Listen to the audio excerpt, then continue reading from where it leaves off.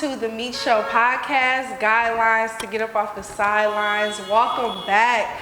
I am your host, Meech, and I am so excited, so excited about this episode because I'm about to sit here and take notes. I really need my pen and paper on this one. I'm so excited to introduce to you guys the credit god himself, Thank you. Darius Cole. What's up? What's going on with you? What's up? Look, I'm excited. I got the wrong thing right now because we about to talk about some stuff. I struggle with this. You hear me? You know I struggle with this. Take your time. You know I struggle with this. So tell the people a little bit about what you do. Okay, so basically I'm a serial entrepreneur. I dib and dab, well, I'm mainly in, not crypto, but I dib and dab in cryptocurrency, trade stocks and things like that, but primarily I'm into credit restoration. So I run a credit restoration company. I've been helping people with that for about 4 to 5 years now, going in the new year. And from there, everything has been looking up. Man, I'm one of the people, just to be very clear, that he's helped. Because credit is something I've struggled with. Like, full transparency, like, I didn't know anything about credit. Like, I just start getting stuff in my name. Yeah. 18, I'm approved, give it to me. Credit cards, whatever it was, with no accountability. Same. You know what I mean? Yeah. No type of knowledge as to what I should be doing, and I tore my credit up. It's mainly because we wasn't taught that, growing up, especially being in the black community, Yeah. Same thing, going to school, just running up, getting credit cards, and not really, just being surprised that I got approved. For anything. You get what I'm saying? So it's just like I had my first $1,000 credit card. I'm like 17, I'm about to run this up. Like, just turning 18 and, finding out later down the line that my parents, they using like my name for certain things. Oh, so, me too. You know what I'm saying? So just things like that, we need to educate the younger generation coming up and moving forward. So I like how, everything is being approached and how everybody's becoming business owners, becoming more financially aware, Yes. and things like that. So that way, we can just better and move forward in the future. So. Yeah, because what I'm not going to do is put a cable bill in my baby name. That's what I'm not going to do.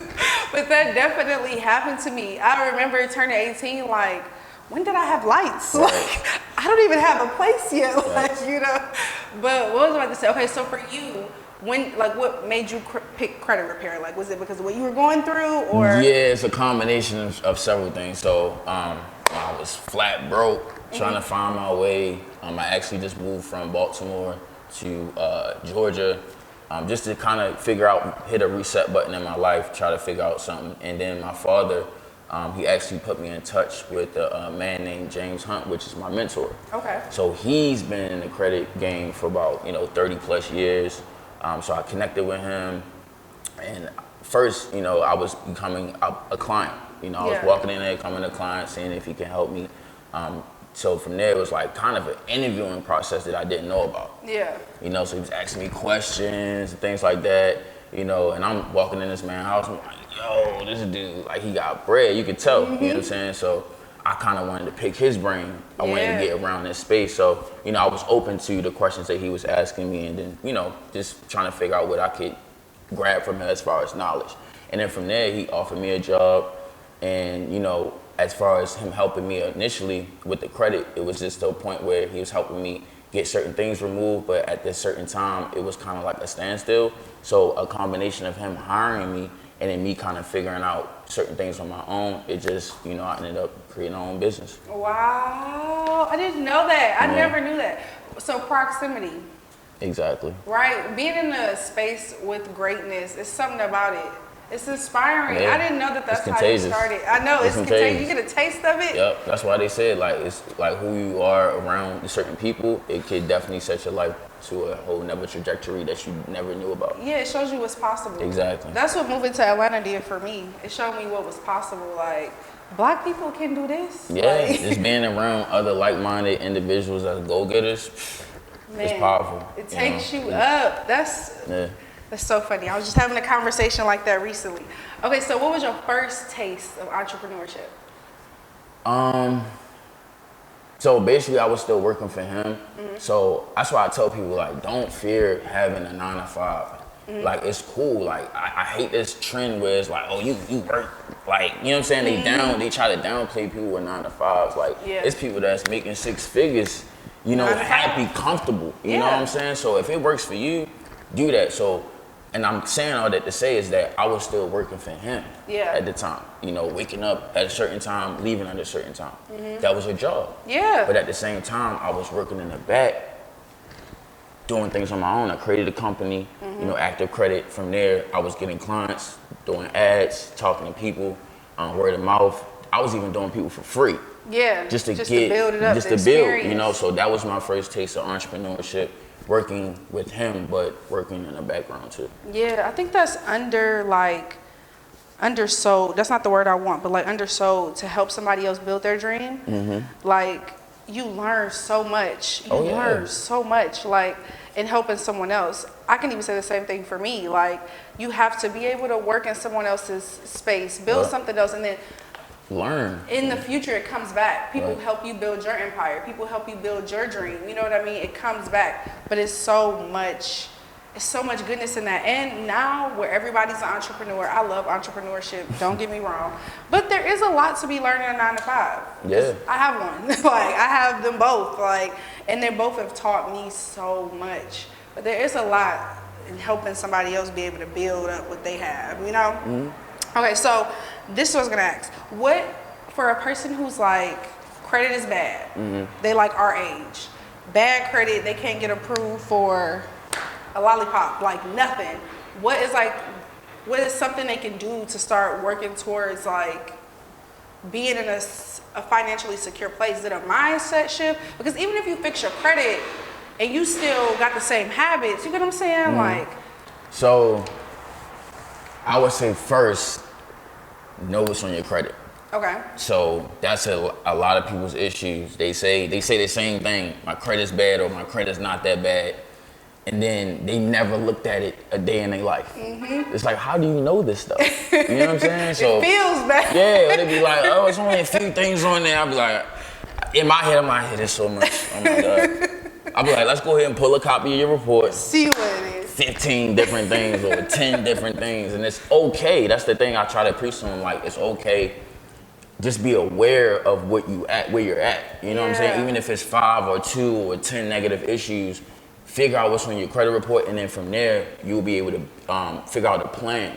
So if regardless if it's starting to dispute things and you want to learn on your own, or going to someone like me that'll actually help you and teach you in certain things that you might not know and speed up the process a little bit. You know, so that's why we have professionals and things like that. So because you know the same things that you might be trying to figure out on your own might take you 6 months to a year versus coming to somebody like me, cut that in half. You know, so that way you can get a jump start on whatever you're trying to do, clean up your personal credit, and to go from what you were saying as far as like building on top of that. Once you figure out what's on your credit and you start cleaning it up, if you don't, you need to figure out if you don't even have history. You know, so a lot of people even lack that. So your credit might not be bad, but you just don't have accounts. You don't show any type of history saying that, or showing to creditors, hey, I know how to manage and take care of this debt. Regardless if it's a car loan, regardless if it's a mortgage, credit card, etc. You know, you need to show that type of history. So, so get a copy of your report, figure out if you don't have any accounts, start building, and then from there, making sure you remove yourself from all negative situations as far as collections, medical bills, charge-offs, accounts. None of that is good for your report. I understand late payments happen, still isn't good, but you can definitely bounce back from that, you know? How long do late payments stay on? Generally speaking, about 5 to 7 years. Damn. Yeah, but the thing about that is that, I mean, they really stay on there, but the thing about that is that you can bounce back from a late payment 3 to 6 months. Paying on time, you know, staying current and things like that.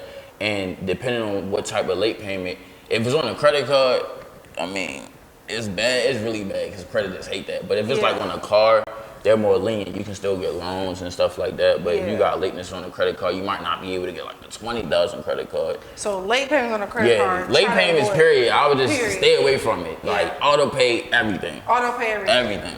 I hate those emails like, thank you for your payment. What payment? What payment? Like, but you're welcome. No, like being in that space of just like not having good credit, like knowing what was on my credit was intimidating. I did not want to know. Not only did I not want to know what was on my credit, I didn't want to know my credit score. I'm talking about like my early 20s. if someone sent me something in the mail, like I applied for something and I got, denied, and you know how they send you the thing, like this is your your credit score. Yeah. I throw that away. I didn't ask you that. I didn't want to know what my credit was. It provoked so much anxiety because I just wasn't really ready to face it. Like I didn't know how to face it. I wasn't ready to face it. It just gave me anxiety. And I think a lot of people feel that way who just don't know. Like you said, you don't even know what's on there. Right. You're just like, I feel like it's bad. Yeah, because of people. Sorry to cut you up, but people just, it's more that financial and that mindset. They feel as though paying for a subscription, like Experian or Identity IQ, is not important, and it is important. Yeah. Regardless if it's $15 a month, $30 a month. I have 2 different subscriptions, so I just don't understand how people kind of sometimes put that on the back burner a little bit, but then I do, because it's just not an important mindset that we have as in the Black community. Yeah. And we need to change that. We need to move forward and understand that we need some type of subscription like Identity IQ, so that way if something does pop up on your credit, instead of walking into a bank thinking your credit good, and they like, look, you got like 4 different things going on. Yeah, it's a no. It's a no. You gotta come back. So we just gotta instill that confidence in ourselves. Yeah, it's like reprioritizing, because like I remember at one point, I went through my subscriptions because Serena told me I need to cancel all my subscriptions. My friend Serena, she's like, you have so many subscriptions. So I went through all of them, and I had like over $150 a month in subscriptions. Oh wow. Netflix, Amazon, Star, all this stuff that I probably wasn't even using. Yeah. I had like 10 people on my Netflix. I had the same issue. So I went through and canceled them all. I had people calling me like, what's going on with Hulu? I'm like, you were on my Hulu? Like, what? So I say that to say that if I could have $150 in subscriptions to God knows what, then like, $30, $15 is not bad to know what's going on with my credit. At all times. Yeah. What about Credit Karma? Is that enough? It's not enough, but it's okay. Yeah. So it's a notion that goes around like, oh, Credit Karma is bad. It's not bad. It's just not it's just, you shouldn't rely on Credit Karma. Yeah. So Credit Karma gives you the most updates out of any platform. Okay. So Credit Karma gives you an update every 3 to 7 days, which is phenomenal. But ideally, it can also be inaccurate. So it could tell you certain things that could be already removed from your report, or that is on your report that you thought was removed. So vice versa. So that's why, picking back on that, you should always have another platform like Identity IQ that's completely 100% accurate. So that way you can full scope, and then on top of that, Credit Karma only mentions only 2 bureaus, which is TransUnion and Equifax. So you're missing Experian. So every bureau doesn't always have the same information that they're reporting. So you might have a credit card that's being reported on TransUnion, but it's not being reported on Equifax or Experian. And the same thing can happen with negative information. It can be reported on one bureau like Experian, but not on the other 2. So on Credit Karma, you thinking, I got 750, but then your Experian jacked up. It's sitting in the 5s, and you don't know. You know what I'm saying? So can they really be that different? Yes. I always think, because I don't know, like your scores just have like a different of like maybe like 20, 30 points between the 3, but that's not true. That's healthy, like 15, 20 points difference. That's healthy, but if you got a 700 here, you got a 5 here, 6, that's a red flag. Okay. You know what I'm saying? So your score shouldn't be too far apart, 50 to 100 points apart. But if you're in the process of getting it restored, that's understandable. Okay. But you just can't leave it like that. Okay. So what's the restoration process like? How long does this take? So that's a good question. So there's no real time frame, when restoring your credit, working on your credit, because again, credit is a fickle process. Yeah.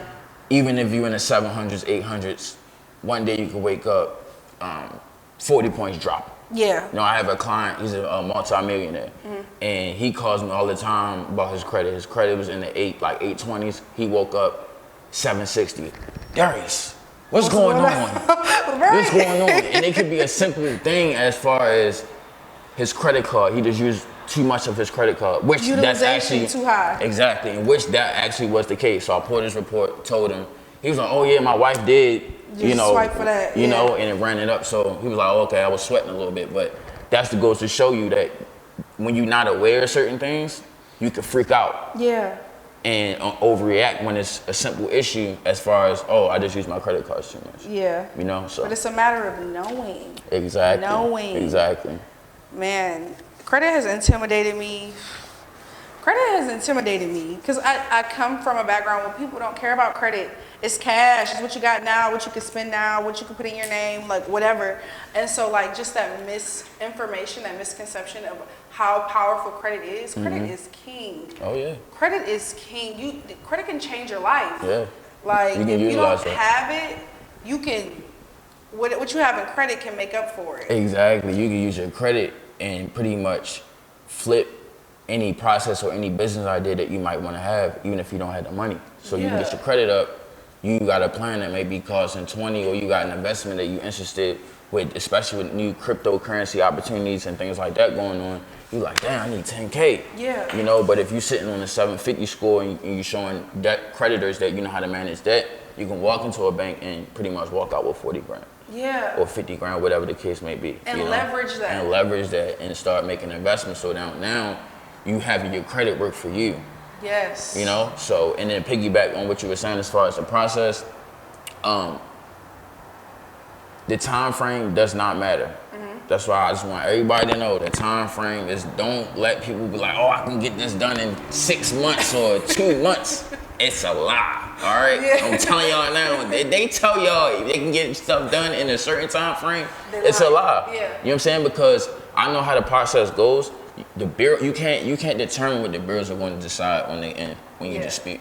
You can just always hope for the best. You can send out the best dispute letters and have the best agents on the other side that can help you out. But again, you just don't know what happened. Like, we didn't know COVID would happen. Nope. You know what I'm saying? So we just don't know how things could shift. Like, I used to get people done in like 2 weeks.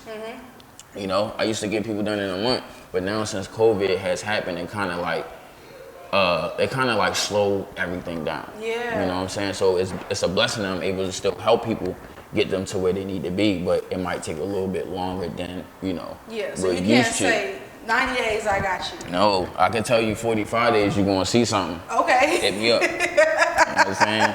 But other than that, I can't tell you like when you'll be done. But that's realistic. I want to know the truth. Don't sell me a dream. Tell me. Be transparent. Be transparent. That scares me though. Anything like that, like 90 days, 60 days, 30 days, 2 weeks, that kind of scares me. I'm straightforward because people are crazy. Especially about their credit. What? Yeah, but they credit and their money, I get it. You work hard for something, and a lot of people unfortunately get scammed in this industry. It's crazy how many calls I get. And like, I had a client before, the married couple. They was impatient, telling them like, yo, it's a process, but they seen results from me. Okay. They seen things I've proven to them. I'm able to remove certain accounts, but again, people are impatient. People hear other people, oh, you work, I would have been got that done, and it instills this doubtful mindset. Yeah. Like, oh, did I sign up with the wrong person? Yeah. You know what I'm saying? If I would have did, he done. Yeah. He got this, and it's like it's a comparison going on. They always comparing each other, and it's crazy because everyone's issues are different. You know, so they ended up saying certain things for me. A whole year out, I haven't heard from them. You know, they canceled their services with me. Unfortunately, they went to like 4 different people, spent $2,000 here, $5,000 there. So a total of, they told me like what, 10,000? Nothing. Nothing happened. Nothing. So now they're back with me. Right. I gotta get paid. I'm sorry. Like, so I'm you know what I'm saying? Like, I'm sorry. Like, shouldn't have left you feel me? Like, I appreciate you coming back. You feel me? But this is like, it's a learning lesson. Yeah, it is. You know, you gotta be patient. You can't just jump out there because certain people say certain things when you gotta understand the process. Yeah. You gotta understand certain things that's going on in the back. And you know, that's just what happens. See, so do you remember the moment when things shifted for you? Like when you realized like I can do more than what I'm doing? Yeah, of course. So basically, well, what do you mean? As far as like before I got into entrepreneurship or now? Before. No, okay, before.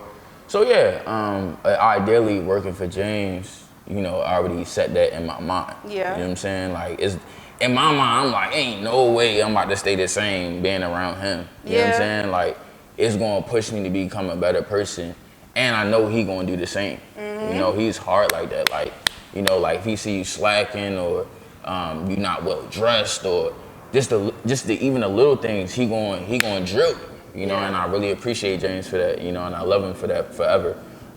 So from that point, learning from him, I always knew, you know, this was going to shift my life. And then once I started getting clients officially, he was helping me with that, you know, because at first it was like I had to, you know, cut him on a certain profit. Yeah. But then he kind of like was like, yo, look, you gotta get you a car, you gotta get some money in your pocket, whatever the case may be. We gotta get this joint off the ground. So he was just telling me, because I didn't want to come in there and kind of give him a proposal of what, you know, how I could help people with the credit. I was learning from him. I was utilizing his equipment, you know, to get certain things done. So I appreciate him saying, like, you know, let's go ahead and cut people down from $500 trying to charge somebody that, and I don't really have any experience, to let's get people in here for 100. Yeah. You know what I'm saying? So when I went from 5 advertising to 100, I had got like 50 people my first week. Really? Yeah. Was it overwhelming? Like, how was it? It was so crazy. Like, I was just like, yo, I couldn't believe the amount of money I had, the amount of responses that I was getting back. And then on top of that, it's just like within a week, like everything kind of like, I don't know, just that shifted. You know what I'm saying? Like that shit. You feel me? So I was like, yo, I got like 5 bands. And it was crazy. He was like, all right, we're gonna put the 2, because I was gonna give him half. Mm-hmm. He said I can keep it. Mm-hmm. You know what I'm saying? So I was like, keep it. Like, this is crazy. Like, I'm like, all right, cool. So that's when I got my first BMW. You know what I'm saying? Yeah. So I went from walking to getting an Impala, because I ain't had no credit. So, and that's another thing. You can't just jump out the gate and get the Benz. Like, everybody want the Benz. Like, they see my Benz now, like, yo, I want the Benz. Like, yo, but you got a 550. Like, you gotta chill. Like, you never even had a $100,000 car before. You know what I'm saying? So it's like, I had started with the Impala. Yes. The 2008 Impala. Shout out to the Impala. LS. Not even the cheap one. You feel me? That was like, what, 15 bands, 13,000? So I had that for, what, a year? Mm-hmm. And then I went and got the BMW. Okay. And he helped me with that situation. So, man, it's a blessing. Yeah, it's just like, that was the shift. I was like, yo, my life is going up. It's up from here. It's going up. So from there, just grind it, and then clientele just kept progressing. Mentorship is so important. Like, I wanted that for so long. I've never had a direct mentor, so I had to like find mentors who don't really know me, like online, but I still use their mentorship. But that can really shift you, like, when it's the right mentor. Yes. You know what I'm saying? Like, because everybody ain't good for you. You know, I had people that, you know, oh, I can do this. You know what I'm saying? They can help, and you gotta be worried of that. You gotta understand, and you can't doubt yourself. You know what I'm saying? Like, I was still in the mindset of not understanding my value. You know what I'm saying? And that's a lot of people's problem, and that was my issue being a new entrepreneur. I was still looking at myself as if, you know, I was like not really making, you know, money like I am now, or being of value to other people. I was looking at myself as like still that kid, you know what I'm saying? Trying to grow and make it.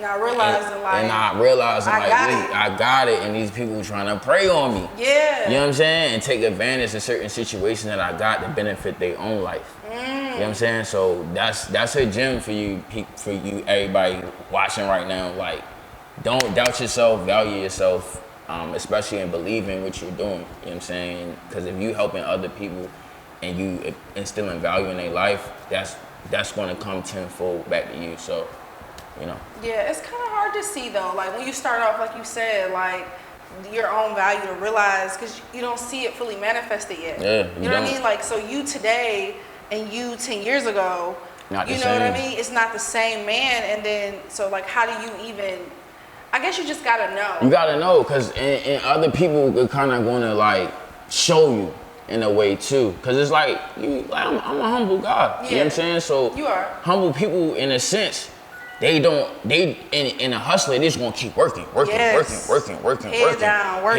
working. Yes. And it's like you achieving these accomplishments, you don't even realize it. Like, you going up. You know what I'm saying? So instead of people like, yo, you looking good, or you start getting these different type of compliments, and these different type of acknowledgments that you never, you know, had before. You got before, you know what I'm saying? So certain things you gotta kind of look at and be aware. You can't be oblivious to certain things, especially if you got a goal that you're trying to accomplish. You know, because that could set you back. I got set back a couple of times because I'm now looking and, you know, partnering up with the wrong people. I got scammed like, or up to like 50,000. I lost 50,000 messing with different people. Yeah. Not knowing my own value and that I could do certain things myself. You know what I'm saying? And trying to take the shortcut route. You know what I'm saying? Go this way and that way. Yeah, I mean, you know, bosses want to take losses. You gotta take a little loss. It's what you do after that. You know, I could have crawled back and like, 50,000. You know what I'm saying? Like, I could have crawled back. 50,000 hurt, you know? though. Yeah, but you know, you gotta keep moving. You do. That says more about you though. Like, you take that loss. It's not the loss you take. It's how you bounce back. That bounce back. Ooh. Yeah. Because when I come back, I'm coming, ugh. Yeah, and you learn from it. You know? You do. It teaches you. Like, that's what Demetrius was saying when we sat down and talked. It's like the failure makes you. Like, you can't be afraid to fail. Like, he was saying, like, I'm not like a combination of my successes. I'm a combination of my failures. Yeah. And that, like, spoke volumes. Like, because you will fail, you will maybe possibly link up with the wrong person, you will lose money, you might go the wrong way, but it's like getting in front of the choice, like making the choice, still taking the action, and then recovering. Yeah. That's so dope. Okay, so diversifying the bag. That's one of the first things I can remember you saying, like, when I met you, was even though you were well off in the credit, you were talking about diversifying the bag. Got to. So don't get it messed up with having a foundation. Okay. You know what I'm saying? So you wanna create a foundation for yourself. So, and that was my issue. You know, I had the credit thing going on, but it wasn't fully established all the way. So you don't want to just create something, you making some money from it, and then you walk away. You know what I'm saying? You want to make sure it's a sound foundation, so that way that ain't moving.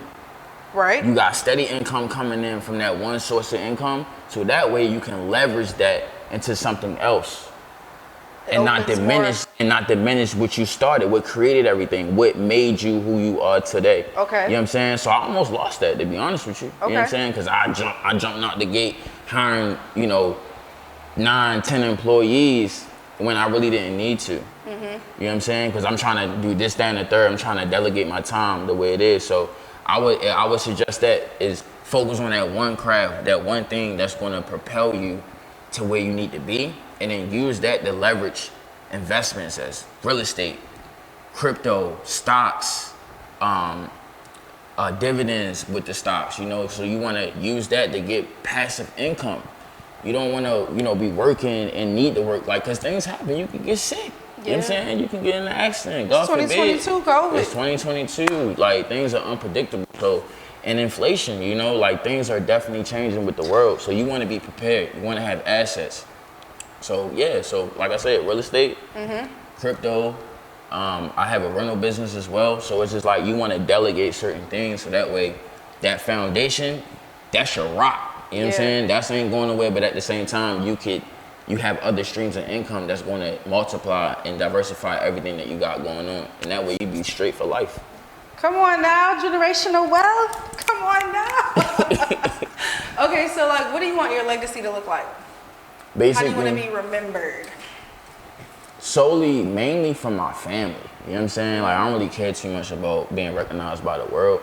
But I want to leave. I mean, that'd be great. Don't get me wrong. That's something that could happen depending on everything that I'm doing, helping other people that I don't know, starting a YouTube, touching other people that might be interested in things that I got going on, that can help them propel. So if that happens, that's a blessing. But ideally for me, I care about family first.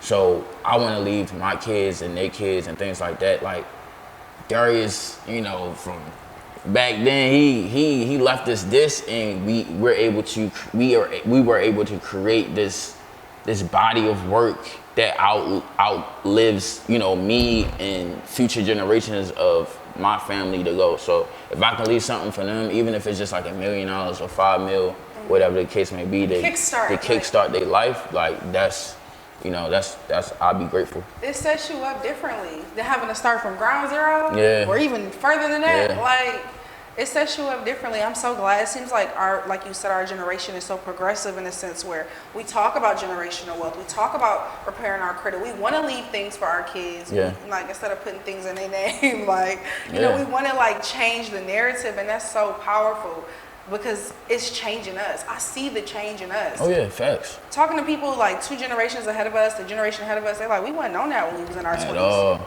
We got on that in our 30s and 40s. We like how y'all are, we weren't there yet, you know? Yeah. And so it just makes me think that we're a little bit further so we can make more progress, you know? And we have more to give, more to lead. Yeah, I just imagine myself if I was 10 years younger and I started with like 500K. Bruh. Right? Bruh. Right? What? I've been out of here. Y'all wouldn't see me. Like, what? I'll be out. Me and Dior somewhere, like, with Demetrius, like, yo. Live it. Okay, question. What's the biggest sacrifice you've made to get here? I want to say the biggest, because for me, like, what I'm about to say is not the biggest sacrifice. It is a sacrifice, but because I've always been like an introvert, you know what I'm saying? So I would say, yeah, like, I'm an introvert that know how to be, what's the other one? Extroverted? There you go. I can't never say that word. I don't know. But I just know how to blend, you know what I'm saying? I never would think that about you. A lot of people say that. I would never think that. Okay. I'm a homebody, you know what I'm saying? Yeah. So the thing is my social life, you know, Okay. dating, you know, just talking to people and things like that and going out. I sacrifice that, you know, I stay in more, to study more, to learn more, work more, build on the business. So if I would have to say sacrifice, even though it's not really, to me, it's not really A huge sacrifice. but that's what I did. Looking back, like, I sacrificed my time, you know, my pleasure, my leisure, I should say, to stay home and really hone in on my craft. That seemed like a major key though, especially in your 20s, because that's the time when you think you should be most turned. Yep. Like, I mean, historically speaking. But I mean, I was turned Baltimore, so it's like, Yeah. it's not like I wasn't turned, you know what I'm saying? Yeah. Like, being sheltered like all my life, going to church, since I was a, you know, little one. Like my grandmother's a pastor, my whole family, you know, grew up in the church. You know, my uncles, pastors, you know, Wow. bishops, prophet, yeah, you know what I'm saying? Yeah. So it's just like, I grew up in that realm, so I was always sheltered. So as soon as I turned 17, 18, You broke out. I broke out. I was out, you know what I'm saying? I was in, you know, so that kind of propelled everything, you know, as far as like what was out there socially. Okay. But I was sick of it, you know what I'm saying? Yeah, like, you get old, once I right? get old, so like years passed, I'm like, I'm elevating over all my friends in the wrong ways. But at the same time, I was just like, yo, this can't be life. Like, you know what I'm saying? Like, I'm still working, I'm barely making ends meet and things like that, and I just wanted better. Yeah. You know what I'm saying? So besides that, that's what I just left that up behind, and I really sacrificed my social life. That's a good sacrifice. I'm super social, so sacrificing my social life is huge, but I've done it. I feel like that's like a major key. A lot of people I know our age that are successful sacrifice their social life. They didn't go out as much. They stayed in more. They worked more. They studied more. Got you. And you know, and it is a sacrifice. It doesn't seem like the thing everybody's doing, especially you go on Instagram, social media every day. Man. People lit. They traveling. They out. They drinking. They boomeranging like every day. And you like, I'm in the house working. You know, you're like you're missing something. That's why I had to get off of social media, because it's funny that you said that. You know, I would had those thoughts like, yo, these people doing better than me, and I'm doing this, and they out there having fun, and it put me in this depression state. You know, yeah. And I read something about this. I forgot the word they called it, but you get in this depression state where you just look and you kind of believe things that's going on, and a lot of times, me being in the world that I'm in now, I know for a fact social media is fake. It is. It's fake. So if anybody that ever felt like that or feeling like that, do not believe the hype, bro. I'm telling you, do Let's not. be the most unhappy, broken, Broke, people. look like $1 million, broke. Yo, BROKE. Like, I'm telling you, No, like, seriously. for real. Yeah, like, for real. but So comparison is the thief of joy. And so if you compare yourself to these people that they are putting everything they have into looking this way. Yeah. Everything and they have into this 30-second reel, like to make you think, to romanticize their life, but they not living it. You know what I mean? Like that's not really who they are once the camera stops. It's just in 30 seconds. Yeah. Like that's not really what it is. I've had to step away from social media too. Social media, if it's not used as a tool, a whole year, I ain't go that long. I was gone. A whole year? Like when I was building, like when I was living with my phone, when I moved to Atlanta, gone. Really? I was just depressed. Like, it was good though, you know? It was a shift. Yeah, it was a shift. At first it was hard. Of course. You know, but after like a month or two, it just became the norm. You know, it was just me, my dog Hazel, and just figuring out my way. You know what I'm saying? So once I got to a steady place where it was like, all right, I'm working with James. All right, let me show the world what I got going on now.